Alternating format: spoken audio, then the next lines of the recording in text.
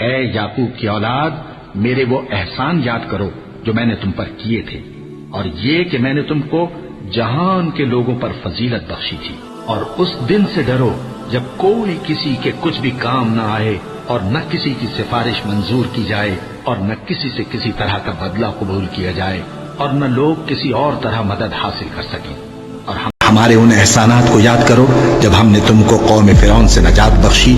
وہ لوگ تم کو بڑا دکھ دیتے تھے، تمہارے بیٹوں کو تو قتل کر ڈالتے تھے اور بیٹیوں کو زندہ رہنے دیتے تھے، اور اس میں تمہارے پروردگار کی طرف سے بڑی سخت آزمائش تھی۔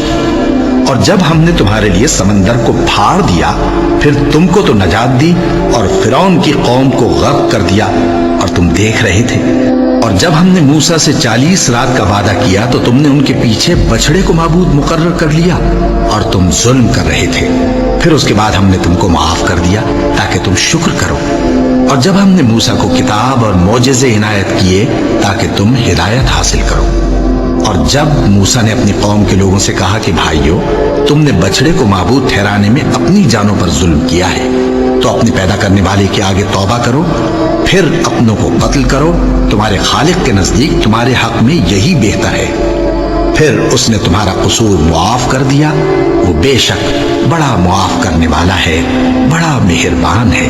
اور جب تم نے موسیٰ سے کہا کہ موسیٰ، جب تک ہم اللہ کو سامنے نہ دیکھ لیں گے تم پر ایمان نہیں لائیں گے، تو تم کو بجلی نے آ گھیرا اور تم دیکھ رہے تھے۔ پھر موت آ جانے کے بعد ہم نے تم کو اثر نو زندہ کر دیا تاکہ احسان مانو۔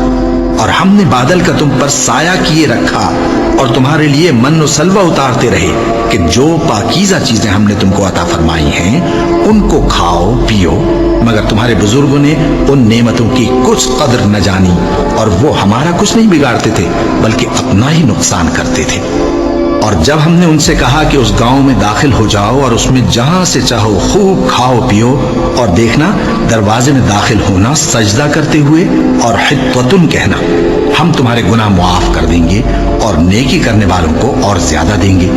تو جو ظالم تھے انہوں نے اس لفظ کو جس کا ان کو حکم دیا تھا بدل کر اس کی جگہ اور لفظ کہنا شروع کیا، بس ہم نے ان ظالموں پر آسمان سے عذاب نازل کیا کیونکہ نافرمانیاں کیے جاتے تھے۔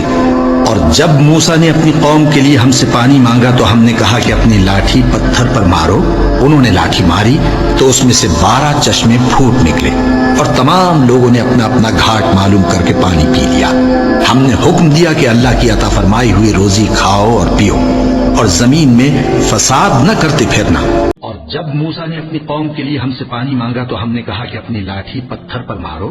انہوں نے لاٹھی ماری تو اس میں سے 12 چشمے پھوٹ نکلے، اور تمام لوگوں نے اپنا اپنا گھاٹ معلوم کر کے پانی پی لیا۔ ہم نے حکم دیا کہ اللہ کی عطا فرمائی ہوئی روزی کھاؤ اور پیو، اور زمین میں فساد نہ کرتے پھرنا۔